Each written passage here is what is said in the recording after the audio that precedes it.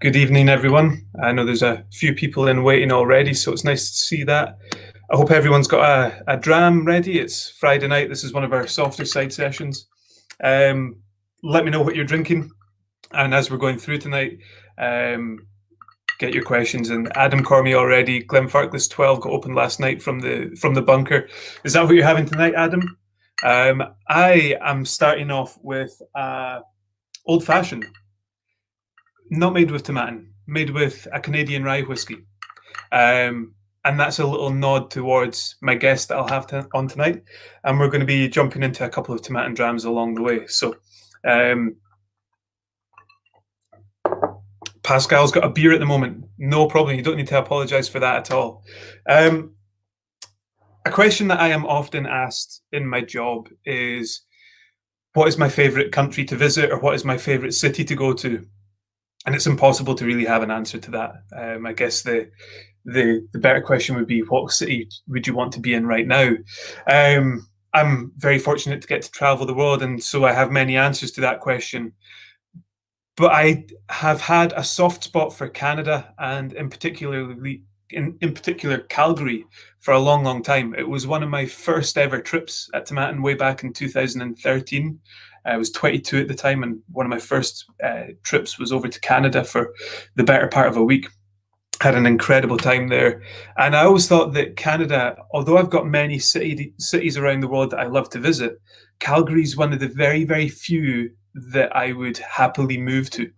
And a big part of that is the people. And my guest tonight is one of the people of Calgary, Andrew Ferguson. Another reason that I wanted to bring Andrew on tonight, we've been talking with various people from various parts of the industry, a whiskey baron in Vanessa, master distiller, YouTubers. Everything. I could have very easily spoken to a retailer from the UK, but I didn't want to do that tonight. And the reason for that is that Canada, as a market for whiskey, a market for single malt whiskey, is absolutely booming. And I think it's a market that's often overlooked when we think of the United States, when we look at France and Germany. But Canada has consistently been growing and growing and growing. And my guest tonight, Andrew from Kensington Wine Market, has been at the forefront of that growth for a very, very long time. So, like I say, get a dram ready, and we're going to have a chat with Andrew tonight.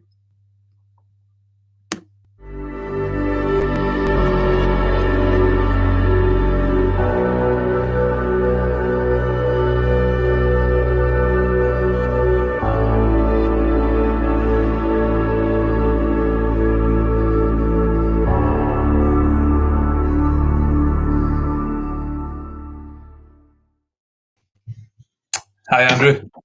How are you doing, Scott? I'm very good, thank you. How are you? I'm good. Now, I see we are in your office Right. at the Wine Market right now. Yeah, that's right. It's 2 o'clock Mountain Daylight Time here in Calgary. So I'm actually still on coffee to a certain extent here. Perfect. Because it's been, things are a little different these days. And so there's been some long days. And in addition to whiskey to settle down at night, I need to keep the caffeine in the blood during the day to keep me going. Yeah, quite right. I've got, weirdly enough, had some coffee bitters in the house. That's what's in my old fashioned. So I guess that counts, right? Yeah, and I'm curious, what rye do you have in that? So the rye I have, it's actually a bottle I was gifted the last time I was out in Canada. It's a stock and barrel. Oh, yeah, from Ontario. Nice. Yeah, and it was, I believe it was a store pick or a single cask. So it's not a bottle that gets opened very often. It's at 61.4%. So it's not what I would normally reach for a casual drinking dram, but it's holding up well tonight. Yeah, and it was either this or ice wine. That's my two Canadian things in the house right now. There you go. Well, I mean, one of the things that, people in Canada are still confused about is this idea of what rye whiskey is. And I think it's great that you've got a proper rye there, like the guys at I think it's Stillwater Distillery who do the stock and barrel. They are doing proper rye, and it's probably the best product they make. I also love the ABV on it, because if you're going to do a Sazerac or even an old fashioned with any whiskey, like if you're starting at 40, you're going to lose it. So you need something with a bit of punch there, and that they make a good rye. Yeah, I think I've always been a fan of spirit forward cocktails. I guess that's because I'm a fan of spirit strength. So it's nice to Mhm. have that in the glass here tonight. So what for you then? What would be the difference between a rye and a proper rye for you? Well, yeah, and this is probably something that's maybe not as well known in Scotland. I mean, your whiskey industry is so big and so powerful that things like Canadian whiskey maybe aren't even on the radar. But in Canada, you can legally call a whiskey rye without any rye grain in it at all. One of the distilleries in Alberta, Highwood, makes 100% corn whiskey and will frequently put rye on the label, and they're legally entitled to do so. It's sort of treated as a colloquial term for Canadian whiskey in this country. Right, But it's a much lighter, softer style of whiskey. If you want real rye, like Alberta Distillers made right here in the heart of Calgary, or some of the other ones out on the market, it's going to have a much bigger, oilier, spicier profile. And that's why it's going to stand up in a cocktail like a Sazerac or an old fashioned. And it's funny, like there's a bunch of big rye brands, even in the States, like um, Whistle Pig, like Pendleton. There's Masterson's rye as well, too, out of California. They're all Alberta Distillers rye from Calgary, matured and then rebottled in the States as American rye. right. So I think that definition of rye, without even having rye grain in it, would have the Scotch Whisky Association running for the hills. They'd be terrified They like would that. not be too happy, no. And Yeah, uh, you know, to be fair, some of the distilleries in Canada that are bottling, Canadian whiskey or rye, there will be a small amount added for flavoring. It's a flavoring whiskey, or it's going to add spice and depth to it. But the point is, like, there's a lot of flexibility there in terms of what can actually be classified as a rye. yeah. And I think you made the point, it's maybe not something we're too familiar with here in Scotland. I think a big part of the reason for that is that mash bills are something that don't really exist in Scotland. It's No, either a totally. grain Or corn. whiskey or it's 100% malted barley. Mhm. So even people that are enthusiastic about single malts probably don't have much of a grasp over all the other things going on Mhm. elsewhere in the world, particularly over in North America. Mhm. Um, but I think what you've just done there is for anyone that doesn't know you yet and is just tuning in, has highlighted one of the very reasons I wanted to have you on is an incredible knowledge of whiskey, not just Scotch, not just Canadian, but a massive knowledge that we're going to try and tap into Yeah. tonight. Stop. Yeah, you can pay me later. You can pay me Sure. later. Yeah. So you are now, I believe, this month celebrating 5 years of owning Kensington Wine Market. Is that right? Sure. Yeah, Yeah. that's right. Yeah, I bought the business on April Fool's Day of what is it now, 2015, during the first couple of months of the collapse in oil prices, which, being in Calgary, a city that made its wealth and grew on the oil industry, timing wasn't necessarily great, but things have gone fairly well. And it's kind of funny to me that I mark that fifth anniversary, at the height of a worldwide pandemic, Yeah. where Just most going. of the world's economy is shut down. Yeah. But you know what? It's been amazing. I've been here in total almost like 16 and a half years now. I can't really almost remember a time that I wasn't here. And even before I bought the business, I always had this feeling that you know I owned the place in a way, like in an emotional way. I was very proud of it and very dedicated to it. So yeah, it's been amazing that I've been able to do that. And 5 years on, things are still going strong. So, and I want to get back to that, particularly the current situation a little bit later on. But going right back to the beginning, before Kensington Wine Market, how was your interest first peaked in whiskey? Was it a Scotch or was it whiskey generally? No, actually, it was Scotch, and it was in university. A friend of mine, we were working on an election campaign, introduced me to Lagavulin 16, and I'd never really tried. I mean, I'd probably done shooters of Jack Daniels and Canadian.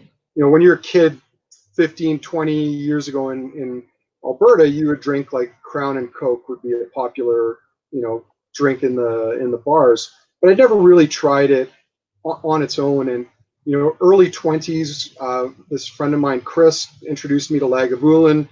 and like that smoke sort of got me hooked. And I had an interest in it from that point on, but it was really when I started here, which was purely by accident. I'd never had any intention of working in the drinks business. That I sort of developed a love for it more generally and really started to explore it. Yeah, similar thing to me. Had experiences and interests with before, but really only once I started getting into the industry and having an understanding and maybe more of an appreciation as what goes on and how that product is created, that I really started to get passionate about it.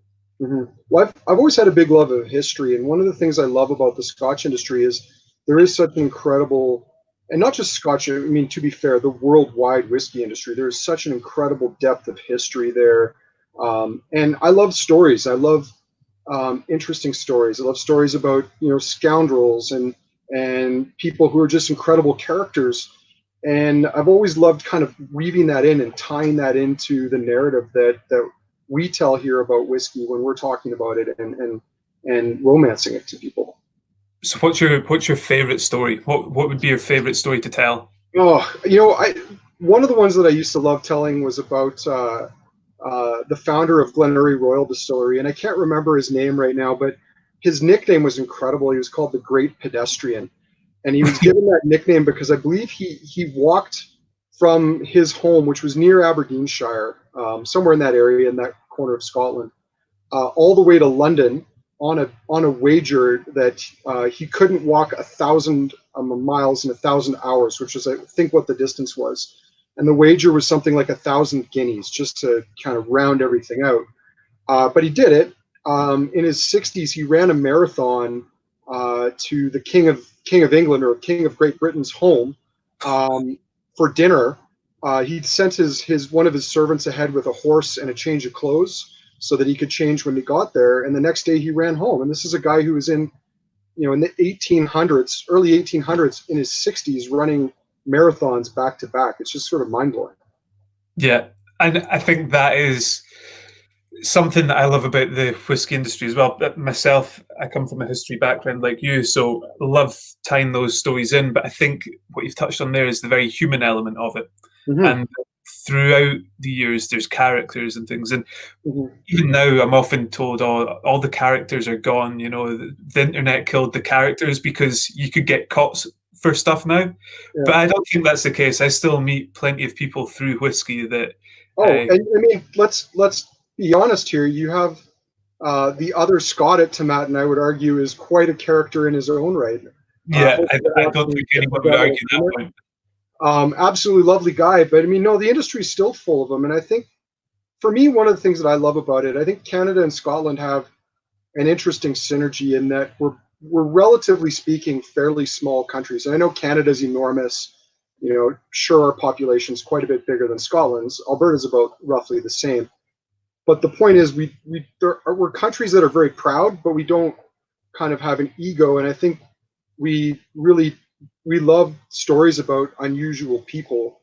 And I think that's one of the things that I've always loved about the Scotch whiskey industry is everyone is very warm, very kind, very genuine, and even the most interesting characters, when you look back through the history of Scotch whiskey that I love talking about, fall into this category. They're all, regular people, but sometimes have just these incredible life stories. Yeah, definitely. I think you've touched on something there that I think it was probably myself and Scott that had this conversation, that one of the reasons we enjoy coming to Canada so much is the people there, Mm-hmm. and that there is a similar disposition as we have in Scotland. And I think there's an aspect of it as we have a much larger southern neighbour.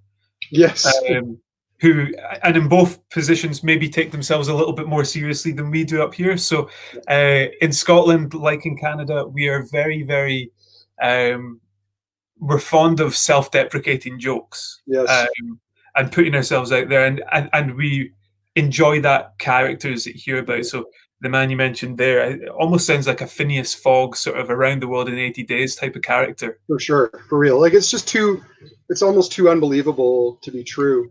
But I mean, going back on that, like this one guy, if my memory serves correct, he could trace his ancestors back to like even before William the Bruce, or Robert the Bruce rather. Yeah. And one of his great ancestors, around the time of Robert the Bruce, or slightly before, was known to be the strongest man in Scotland. And I can only imagine what those competitions were like, post Viking invasions just before Robert the Bruce.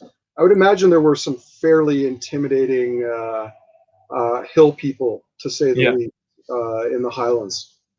Oh, I dare say so. They probably uncovered them quite often, but it seems like a pretty turbulent point in history to have competitions. Yes.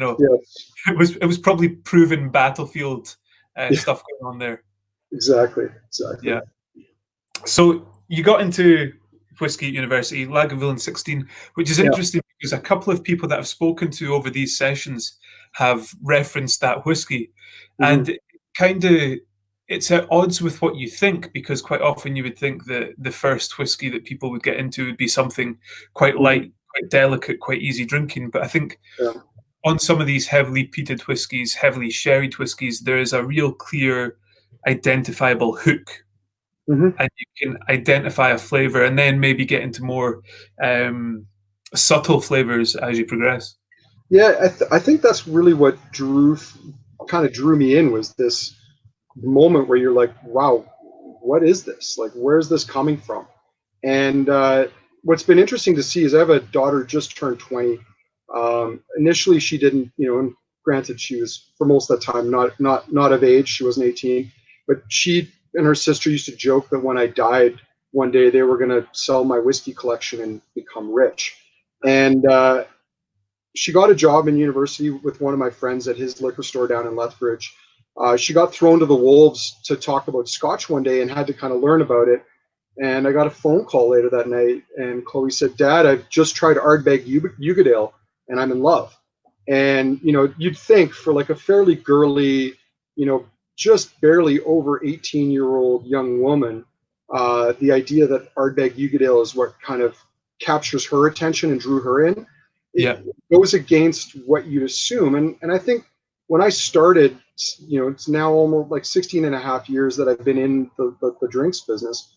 When I started, there was this really unfortunate sort of stereotype or attitude that women in particular, the way to get them in was to serve them something really light, delicate, floral, and sweet. And even there'd be an argument for just introducing people, period, to whiskey. You had to start with something very light and preferably a bit on the sweeter side. And what I came to understand very quickly within a couple of years was that you can't introduce everyone at the same point. You're far better introducing them to a range and then seeing if there's something in that range that captures them. And if there's nothing, it might be that they're never going to find a whiskey they love. But to start people off with, Glenlivet 12 or Edward Hour 10, because they're lighter and softer, and that's where you need to start as a beginner whiskey drinker, is really an unfortunate myth, because I think it some people never actually fully get a chance to explore it, because the first thing they try they don't like, and then they just never give it a chance again.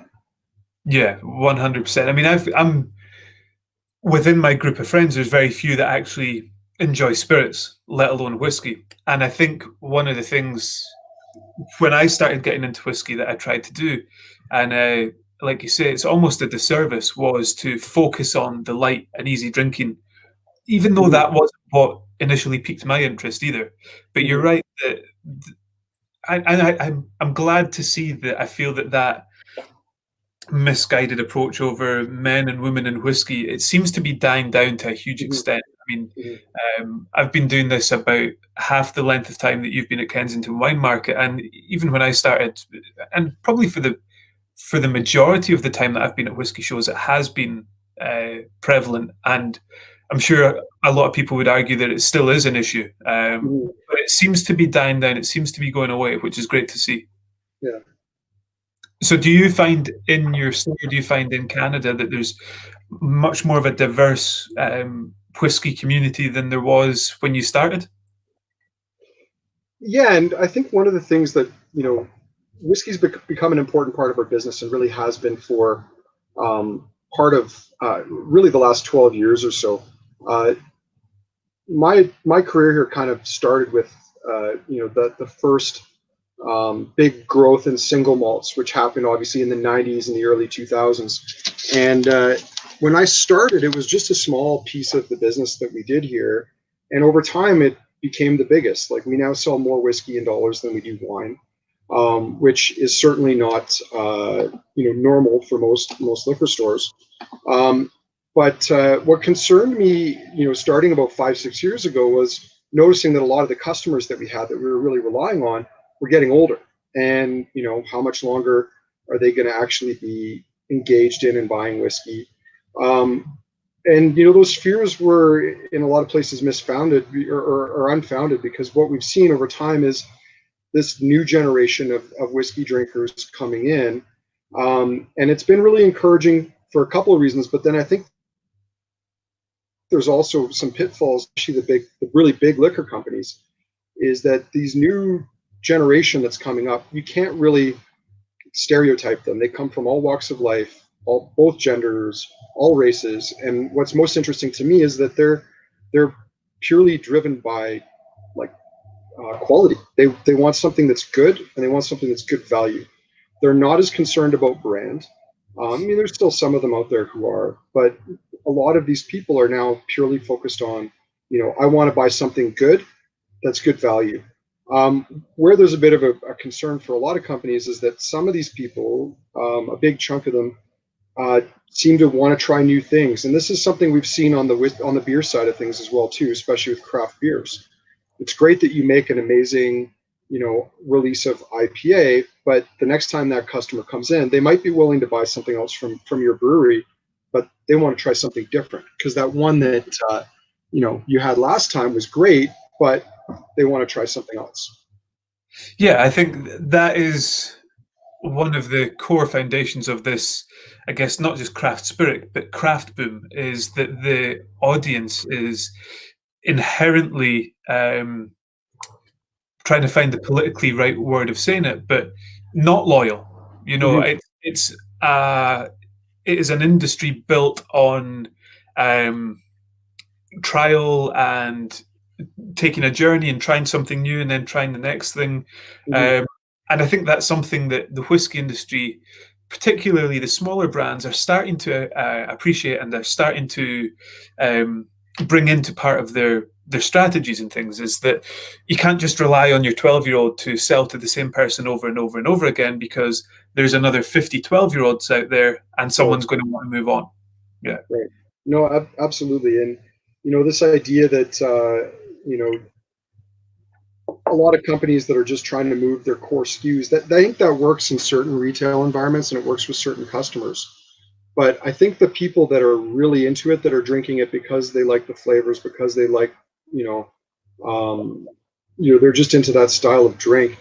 They're increasingly not necessarily brand loyal, and they're looking for value. And worries me when you still see some things escalating in price, because that just means that a lot of those consumers are going to switch to something else. And there are some parts of the world, obviously, where this isn't true. I mean, certainly places like China and Taiwan, people are drinking things in a lot of cases because of what they are, and because it's a status symbol, maybe because the brand is powerful and well known. So that drives that buying decision.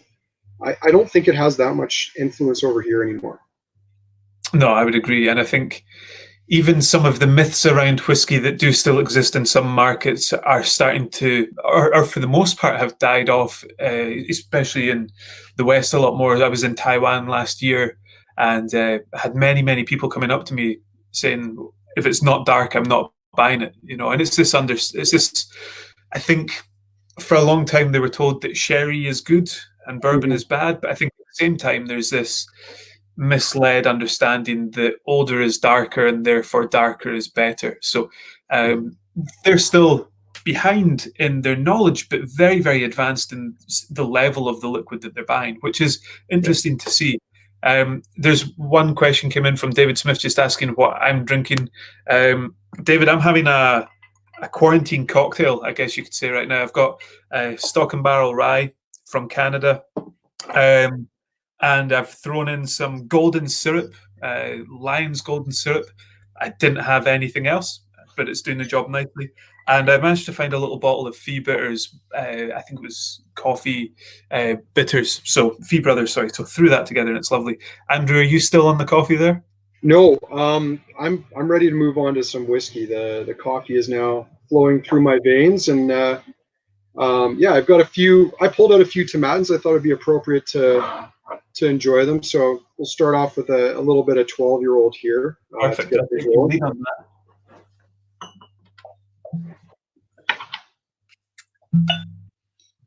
So you mentioned something quite interesting there, that in terms of dollars, Kensington Wine Market sells more whiskey than wine. So when are you Yeah, changing the name? we've been joking about that for a long time, and I'm not sure we ever will. The reality is the business started 28 years ago next month as a wine-only boutique. Canada is, any of your viewers don't live in Canada won't know, but Canada is a rather confusing place for alcohol. Most of the provinces are run by the government. There's a bit of privatization in the West, in particular Alberta, which is fully privatized where we are.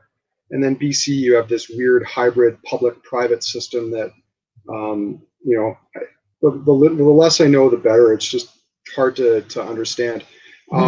But when we started, Alberta was still, in 1992, Alberta was still a state monopoly liquor system, and they decided to experiment with private liquor sales, and they did that by granting, over the space of about a decade, a number of licenses that allowed for wine-only stores, and the wine-only stores could bring in whatever products they wanted outside of this government system.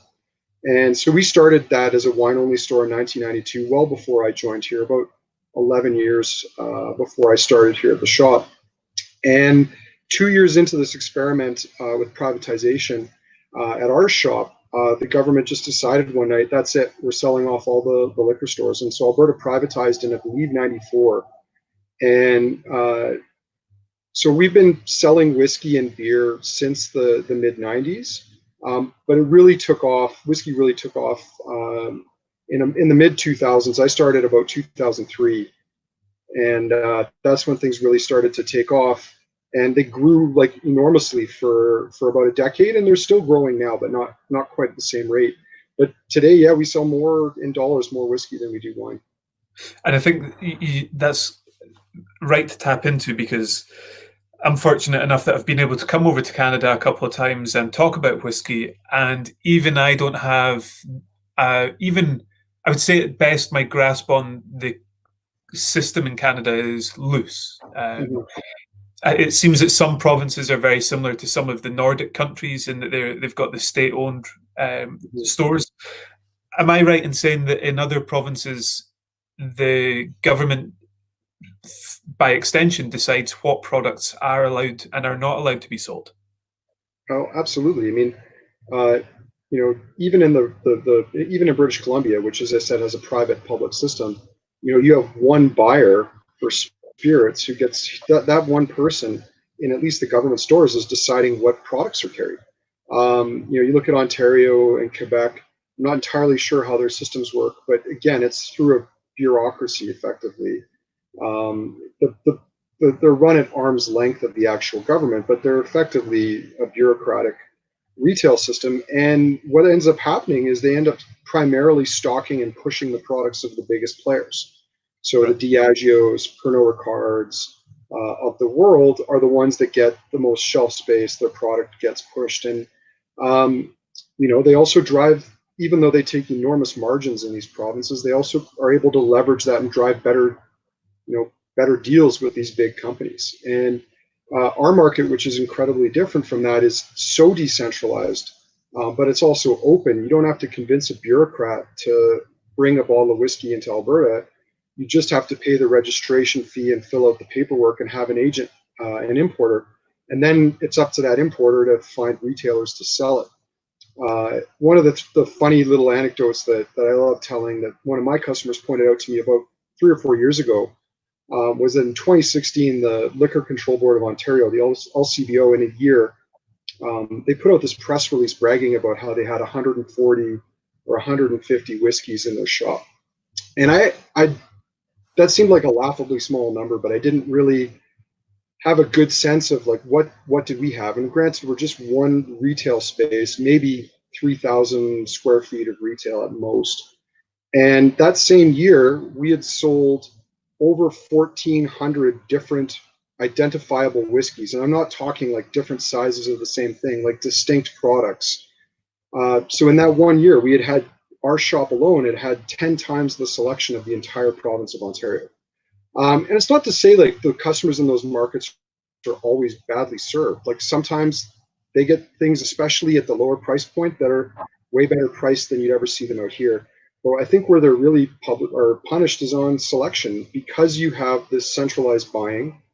It limits the availability of diversity. There's just not as much there. You can walk into my shop at any given time, and we have over 800 whiskeys on the shelf. And that's not everything that's available in the market. That's just the stuff that we've decided to bring in, Right. as opposed to simply everything that's out there. Yeah. So you can have 8 times what some states have just in your store alone at some point. Yeah. And I'm going to loop back round to that, but a question's come in from Scott Fraser. Now, I don't know if it's our Scott Fraser, but I hope it is, because if it is, then it suggests that there's a story to the answer that he's already lined up. But he's asked, what's Andrew's favourite other province, A, for whiskey, and B, for visiting? Oh, you know, to be fair, it would probably have to be British Columbia, mainly. And I think Scott's probably pointing this out because we, get to party at the Victoria Whiskey Festival every year, which is good fun. And truly also one of the best whiskey festivals in the world, just in terms of its organization and the people that are there, because all the participants are such like nice and down to earth people. But I would say for my second favorite province would probably be BC. I also love Montreal and Quebec, just because it's so different from where I live, and there's some really cool clubs out there with some great people as well too. And that's not to say that there's not great people in other provinces too, but I'd say probably BC would be the one that I have the most fondness for. Yeah. I can see by looking in the comments that there's a lot of Canadians in tonight, and what's very funny about this is that the consensus is that the province that you're in is the one that has the worst control board, would seem to be the case, just looking through the comments, except from Alberta. But Victoria Whiskey Festival, I totally agree, probably, for me, I would say probably the best festival that I've ever been to. And what I really loved about it was that the festival element of it is maybe 4 or 5 hours. But before that, all through the day in the hotel, there are master classes. So rather than going to a festival for 8 hours and then having to dip out while you're enjoying a conversation with a producer because you've booked tickets to a masterclass, you go to 3 or 4 masterclasses during the day, go off, get yourself some dinner, and then go to an incredible lineup of brands that evening. And the organization of it's fantastic. I think what is done very, very well there that can maybe be learned from around the world is the media engagement of the show. Sure.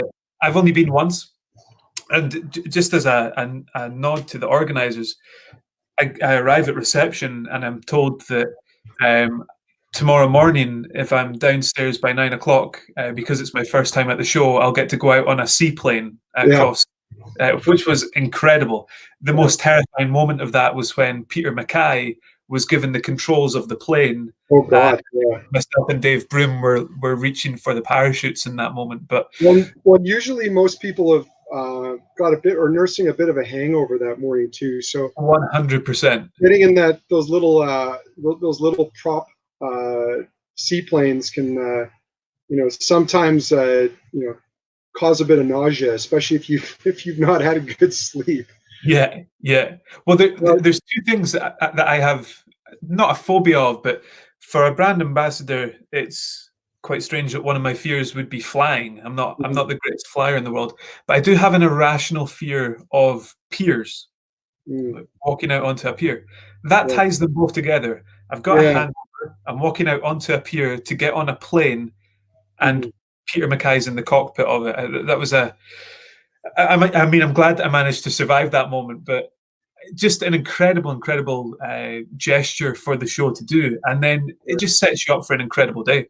Yeah.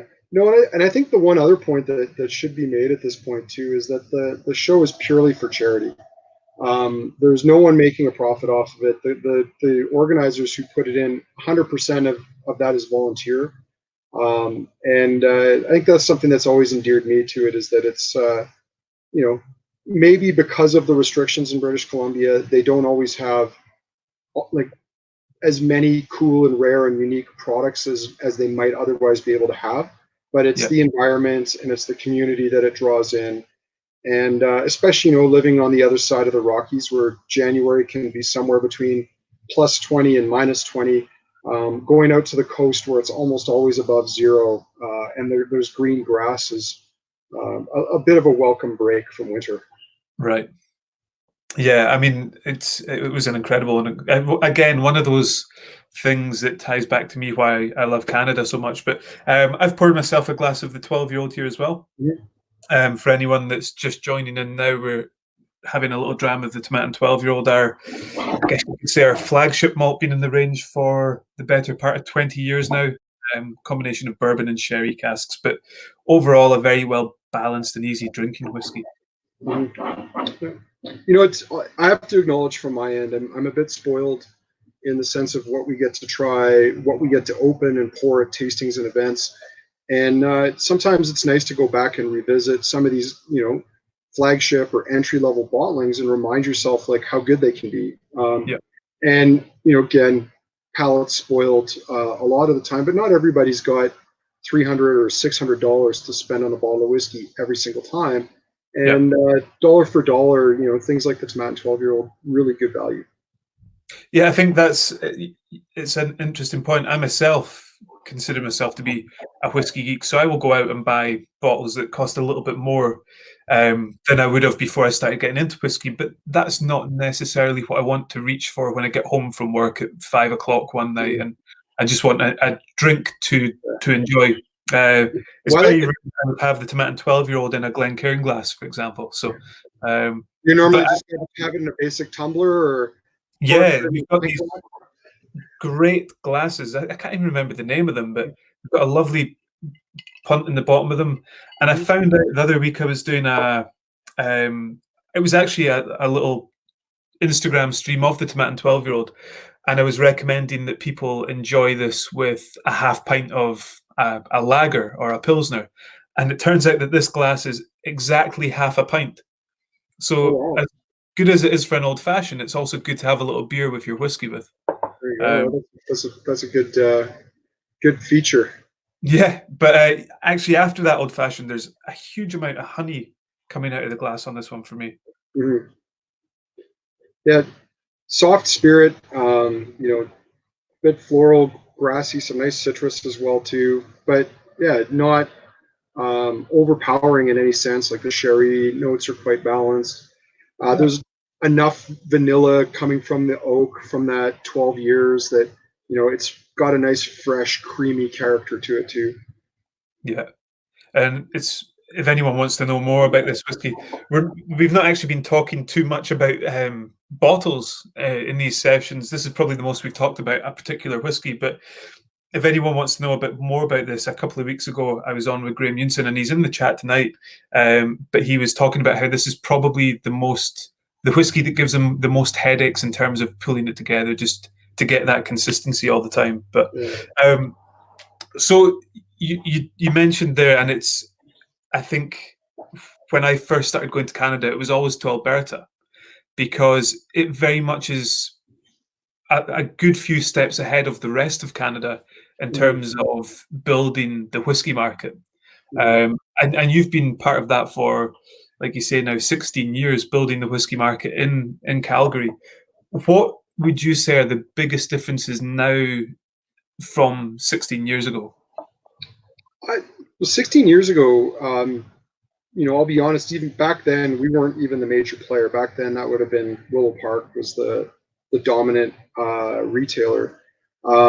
We kind of sort of started clawing our way up about that time, about 14 years ago. But at that time, what's interesting is how few bottlings were actually available. I remember probably about 13 or 14 years ago being like really proud of the whiskey selection I built here at the shop. And I think at the time it was 140 or 150 bottles. And people would come in and look at that and be like, oh my God, that is like incredible. You've got such an amazing selection. And back then, even I myself would be like, yeah, this is an insane selection. Like you won't find this anywhere. And I think now what I've seen is just this enormous explosion. I mean, obviously not every distillery was bottling single malt back then.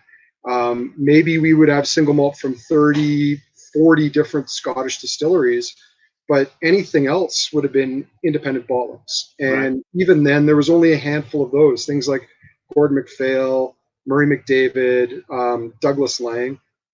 Short of that, it was that and, the best known single malt brands, at least at that point in time. And maybe you'd have 2 or 3 or 4 expressions within one distillery, but their things were still very limited. And I think the big difference now is you have must be at least 50 to 65 of the Scottish single malt distilleries with bottlings on the shelf now, or at least ones that you can put on the shelf.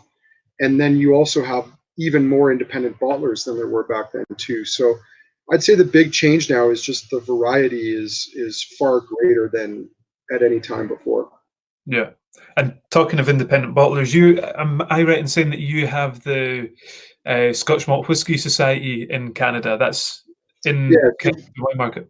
We're one of their 4 partners. We were their first partner here in Canada, and so that's a big chunk of our whiskey selection and a big part of what we do. We typically launch 7 new whiskeys a month.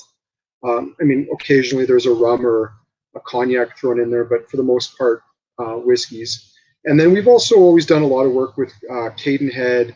Gordon MacPhail's been a big part, Signatory, and others.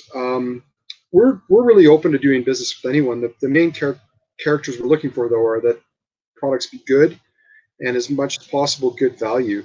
One of the other things that I think has really changed that sets our market apart now from maybe some of the newer ones is that people have a sense of what something should be worth, and marketing departments at distilleries don't always share the same view, I think we should say.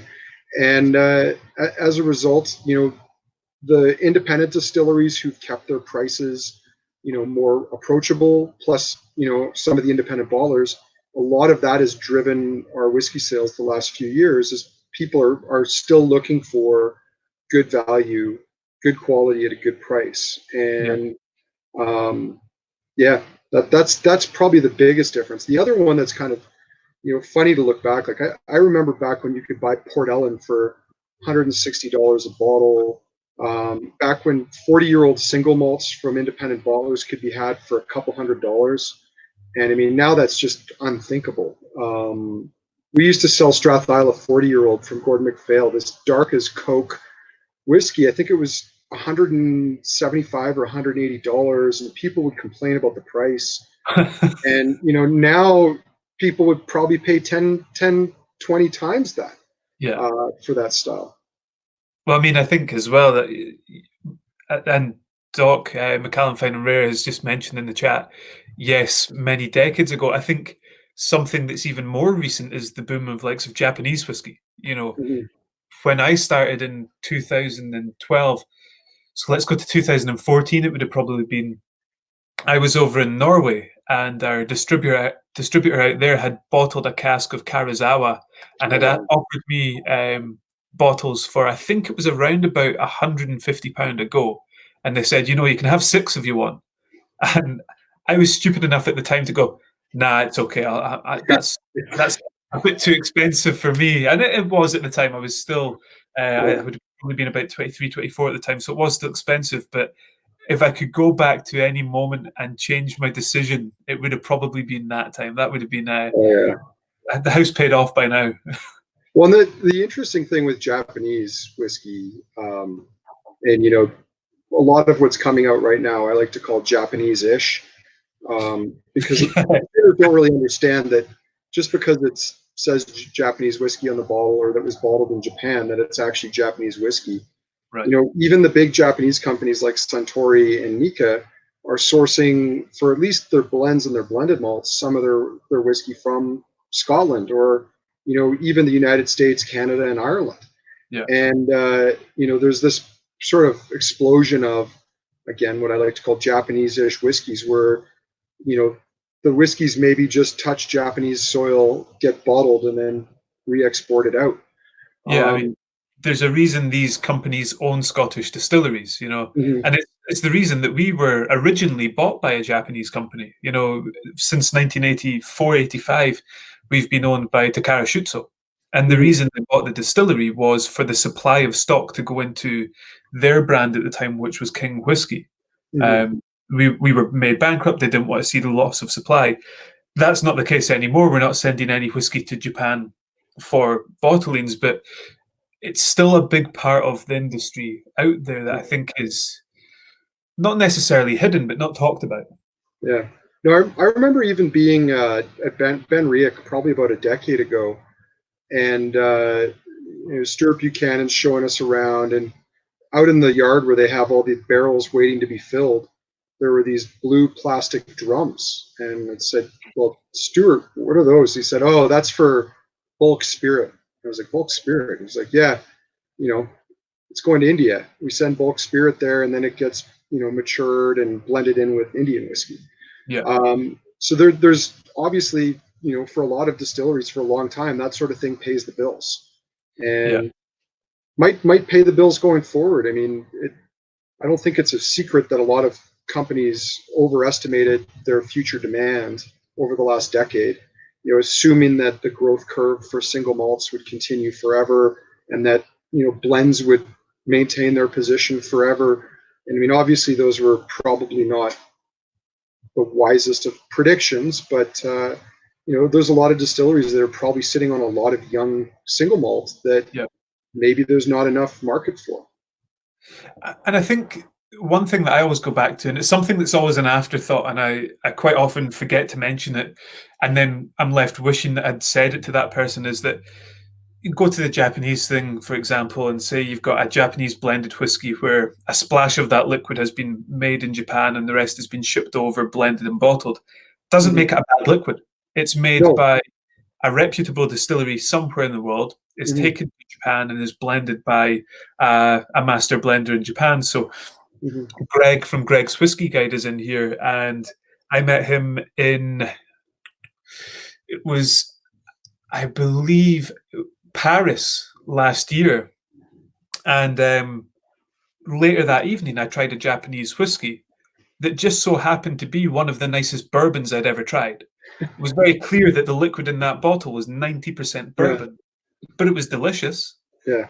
No, there's even one out right now that from a producer called Shinobu that I think is phenomenal whiskey, and it's a 10-year-old blended malt that they've finished in Japanese oak Mizunara barrels. And is it strictly Japanese? I mean, yeah, sure, but the point is it good whiskey? Absolutely. I think it's a great whiskey.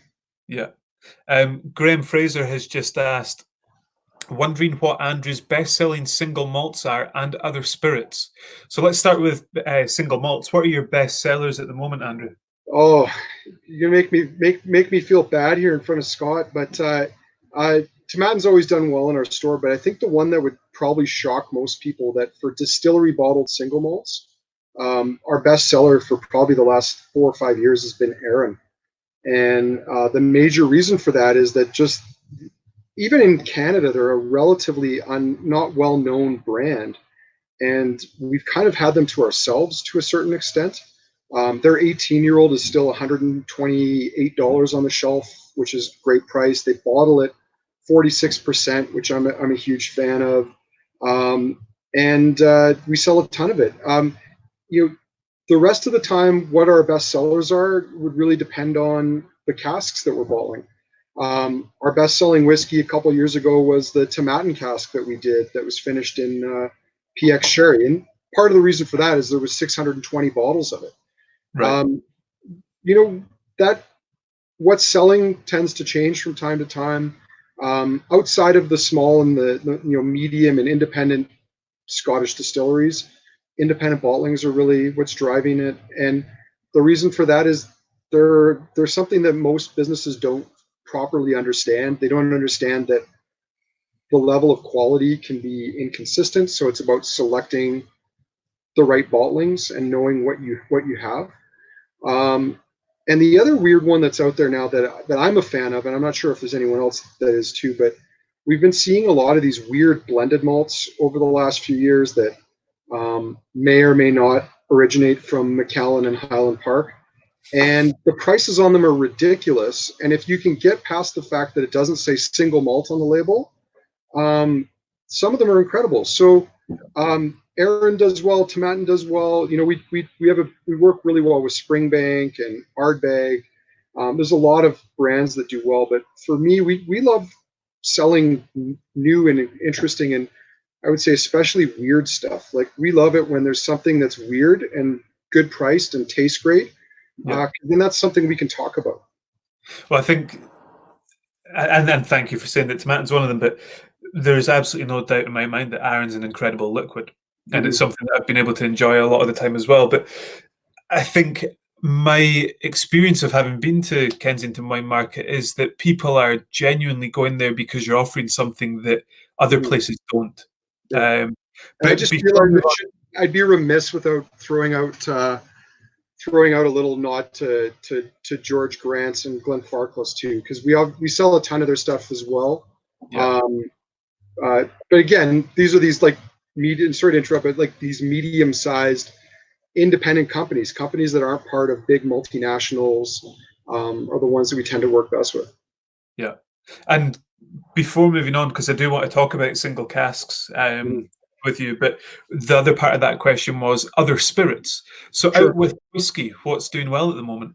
Well, I mean, if we take Scotch out of whiskey, obviously bourbons does fairly well, though.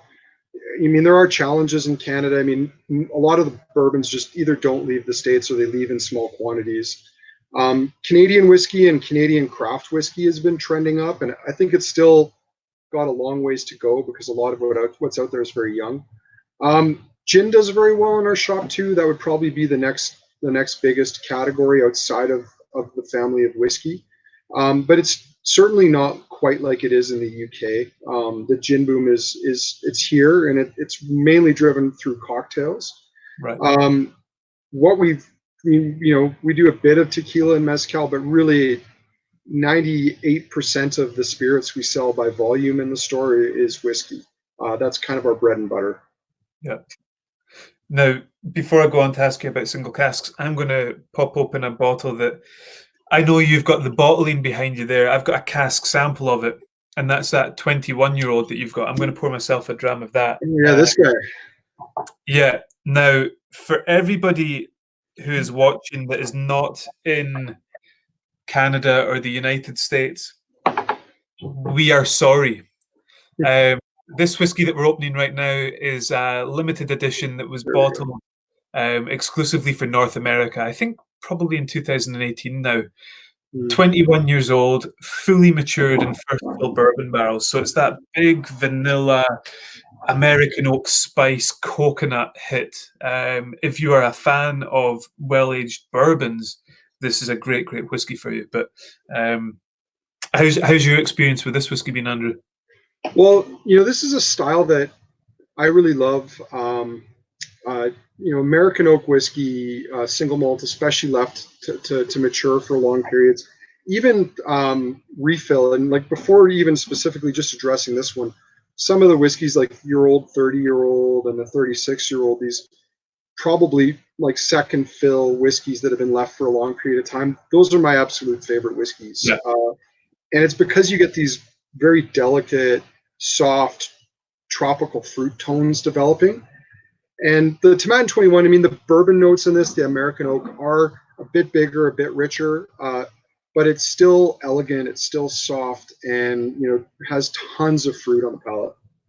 Yeah, I think as well. So, a couple of things to point out. Gregor McQuee is in the chat tonight, and he's saying the US exclusive. I need to go open mine. Give me 2 minutes. Yeah, Gregor, that's the one that we're on. So go and enjoy it. Gregor Yeah. also mentioned earlier on that he thinks I'm getting close to needing my first quarantine haircut. Oh yeah. If I'm I I'm wasn't not doing far all away these from live mine streams, either. yeah, if I wasn't doing all these live streams, I would be bald right now. I would have just taken the clippers off it. But yeah, I think it's coming at some point. I might have to bite the bullet on that. And there was something else in there as well that I had seen. Was going to have a quick look. But actually, the comment that you made, this is almost halfway between those younger cask influence driven whiskies and older oxidized driven whiskies. You know, it's first fill, so it's still got a lot of the cask. But when I take a nose of it, the first thing I get is that big American oak spice, that coconut. But just as I'm about to move away from the glass, there is that burst of tropical fruit. And then, like you say, on the taste, it's really big there. But it's lovely, lovely stuff. This was actually released in the 1 year hiatus that I had away from Tomatin, so I don't get to try this very much when I'm not in North America. But I've got a cask sample at home right now, so quarantine's great for me. Yeah. So before we go on to talk about casks, let's talk about the elephant in the room, which is the current situation. How have you guys been hit in Canada and at Kensington? So we're still operating, which we're extremely grateful for. Canada's, again, for people who don't know much about or have never been, Canada's the size of Europe, but has half the population of the UK, and there's different pockets throughout the country. I mean, certainly parts of Eastern Canada, like Quebec and Ontario, have been hit very hard. Montreal in particular, which is really hard to see. Calgary is one of the hot spots. It's certainly out west, but things are still, our hospitals are still holding up okay. I mean, we do. Normally, one of the things that we really pride ourselves on is we might not have, we don't have every bottle in the store open at all times, but chances are, if my staff are going to sell you on something, if you come in and ask for their advice and they recommend, Tomatin 21, if we have an open bottle, 9 times out of 10, you'll be offered the opportunity to sample it. And that's a big part of our business. It's a big part of my philosophy, which is not just that I want you to take my word for something, but I want you to decide for yourself, because my palate and your palate might not be the same. And if I tell you something's great and you don't like it, then that might interfere with your buying decision next time. Maybe you won't shop here.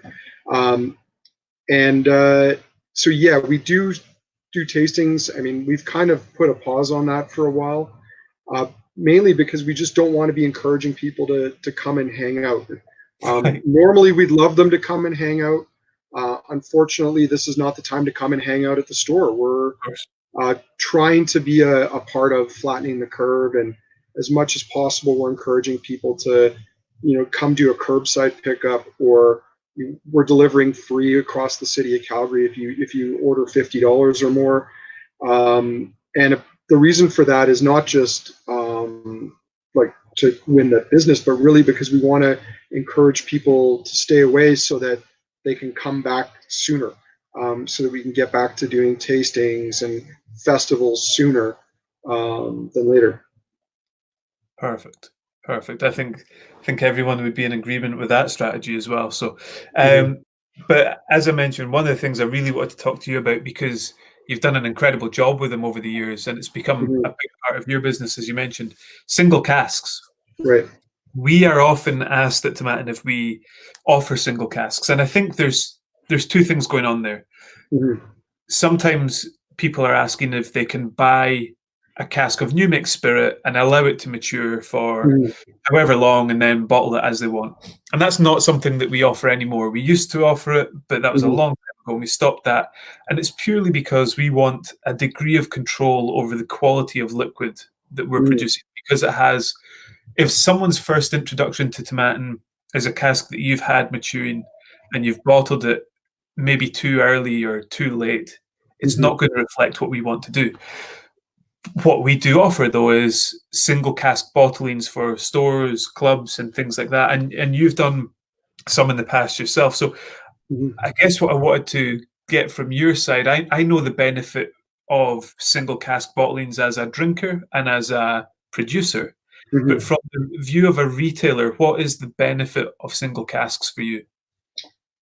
It's there's a number of different benefits to it, and in particular, if you want to take the business angle to it, which has itself has several sides. One of which is working with people that you like working with. I may love the Tomatin 12 or the 18, but it's very difficult for me to move a volume of that because you can buy it at other businesses. It's not restricted. It's not limited. Buying a cask when that's an opportunity is a way of us being able to do more of a volume business with certain producers. The other advantages of doing that are, it's something that's unique to us and it's special. And if people want it, they have to come and buy it from us. Yeah. And I think that's a big part of what's driven that opportunity is being able to offer something that no one else has, not just in Calgary or in Canada, but if we're buying the cask in the world, we have the one cask of this anywhere. And if you like it or if you want to try it, you have to come see us for it. One of the things that's worked so well with that program for us is the fact that we're a small business. And this is something that, when people come visit us for the first time and they enter the store and they see how small it is, they're kind of shocked because, we have this virtual presence on either social media or online where we seem to be this dominant player. But in reality, we're a single small independent retail shop that just happens to shout really loud and, do things to get people's attention. And because we're small, when we started doing casks 14 years ago now, we had to be extremely choosy. If we picked a barrel that was, A, too expensive, or B, the quality just wasn't there, it would be hard for us to sell it. And then that becomes a roadblock to buying the next one.